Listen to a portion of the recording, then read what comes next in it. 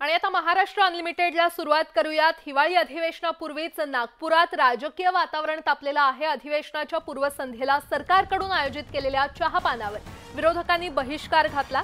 नागपुरातील रवी भवनमध्ये महाविकास आघाडीतील नेत्यांची महत्त्वाची बैठक पार पडली आणि अधिवेशनात सरकारला घेण्यासंदर्भातील रणनीतीवर बैठकीत चर्चा झाली आहे। यावेळी चहापानावर बहिष्कार घालण्याच्या मुद्द्यावर सर्व नेत्यांचं एकमत झालं। तर बैठकीनंतर विरोधी पक्षनेते विजय वडेट्टीवार यांची पत्रकार परिषद झाली। शेतकरी आत्महत्या, कृषी कर्जमाफी, नुकसान भरपाई आणि उद्योगधंदे यासह विविध मुद्द्यांवरून सरकारवर हल्लाबोल करण्यात आला।